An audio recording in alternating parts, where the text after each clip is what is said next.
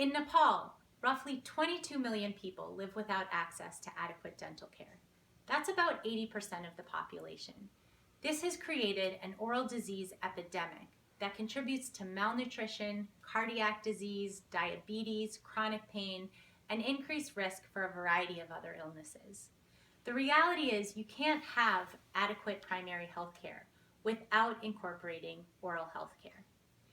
At Jevaia Foundation, we've launched 9 rural dental clinics in government health posts by training community health workers in well-researched, specialized dental procedures for low-resource areas.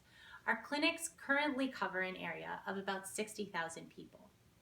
Many of these people would otherwise rely on transient dental camps or mobile clinics, which, in addition to being inconsistent, neglect prevention and don't empower people with education about dental medicine. We tackle that problem by helping our dental technicians actually go out into the community, provide education and awareness, and also work with the school system to establish daily school brushing programs for children. We found that both of these things are necessary for access. There have to be services, and people have to have awareness of what those services are and why they're important. We've already begun to engage university partners in rigorously measuring the procedures that are done by our technicians to evaluate whether they are as effective as when fully credentialed dentists do the same techniques. In addition, community mobilization and education are a very important part of our work, and we assess that through surveys, which look at things like how well people understand what dental medicine is, where to find it, purchases of fluoridated toothpaste, the frequency of brushing. These are all things that we expect to see change over time.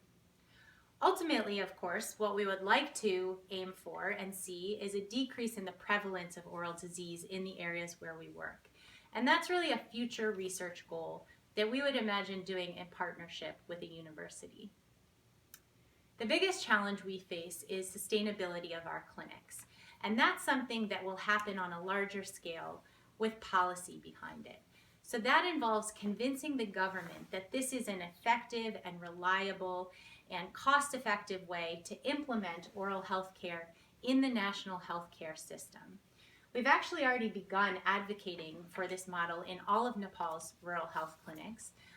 This is me presenting this summer at the district level to officials in Nepal. And I would say we're one round of metrics away from being able to make a very strong case to bring to the government of Nepal to include this model for rural dentistry in all of its rural health posts. So imagine if we succeeded in that and the Nepal government agreed to fund clinics like these once they were established in its rural health posts. That would incentivize the international aid community, which currently puts about $1 billion a year into Nepal, to follow this lead, establish rural dental clinics like these using our blueprint. And in that case, the cost to the government of Nepal in running established rural dental clinics in all 3,000 of its rural health posts would be a meager $3 million per year.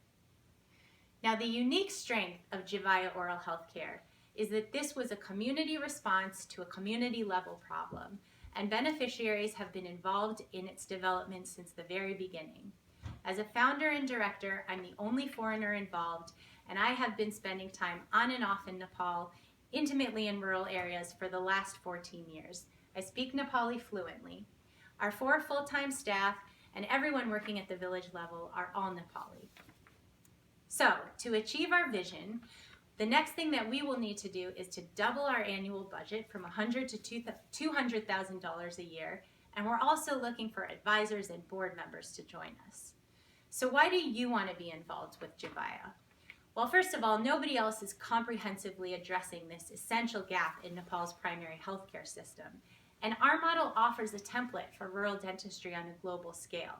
But in the bigger picture, it's also challenging how we think about healthcare for the rural poor, and not only in dentistry. It's easy to congratulate ourselves for transient charitable efforts or even one-off hospitals, but people everywhere deserve dignity, and that requires innovative, systemic solutions that enhance local institutions.